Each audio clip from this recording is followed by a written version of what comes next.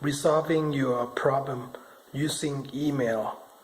I had a while back. I had a situation where I had a fumigation company came to my house, and after they're done, they actually broke a lot of my tiles, like 10 tiles. And I was trying to, I tried to call my salesman. After a few times I left messages, he finally called me back, and he just simply say, talk to my manager, right? So I called the office manager, and he reluctantly declined to do anything because it's their policy. They're not gonna fix any broken tiles during the fumigation process. They put the tent on, around my house, cover my house, and then I think they subcontract it out.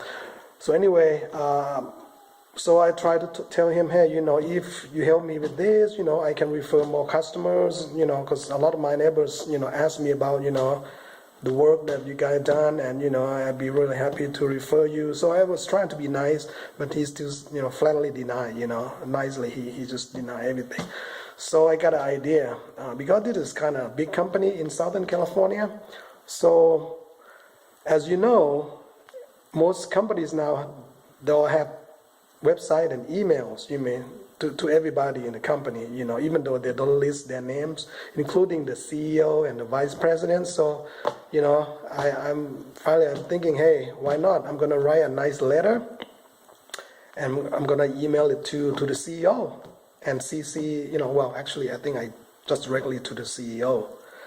So I wrote up a very nice letter, explaining to him what happened, and that I'm they did a good job. However, they broke a lot of my ties, and I was trying to contact the manager. He didn't do it, all of that stuff, and I want to be a good customer, and I say the same thing. If you guys handle this properly, I'd be happy to refer you to other customers.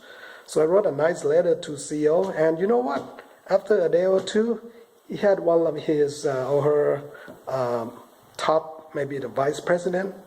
Actually, the vice president or somebody call me, and then after that, the office manager called me and told me that, hey, he was very nice, and apparently, those big guys tell him, hey, take care of this customer, and he called me, and he told me he's gonna be here at my house personally and fix the problem for me, and because the damage is about $200-300, So within a day or two, he came and he fixed it. Everything was good. So, and also I have another case with an auto part company where I bought a battery and it gone bad maybe after a year.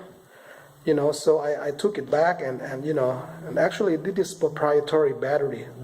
This company only sell this this type of batteries. So it's proprietary.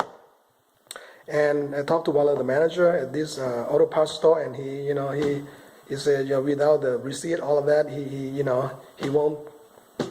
cannot, exchange me or give me a prorated, whatever, refund, right?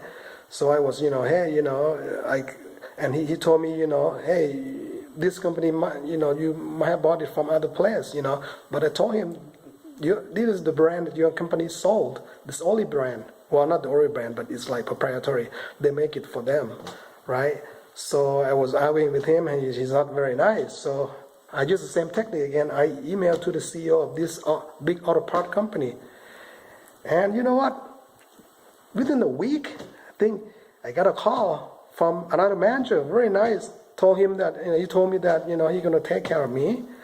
Just stop by and bring the battery, and he'll be happily give me a refund. So again, guys, it worked for me, and I love to share this because it's a little technique. Normally the email, if you don't know, all of the CEO names are pretty much open public information. If you can find out what his name is and his last name, normally his first name dot last name at the company name, or if you don't feel comfortable, you can try the vice presidents, and you can, with some research, you can get their names, or operation manager, blah blah blah.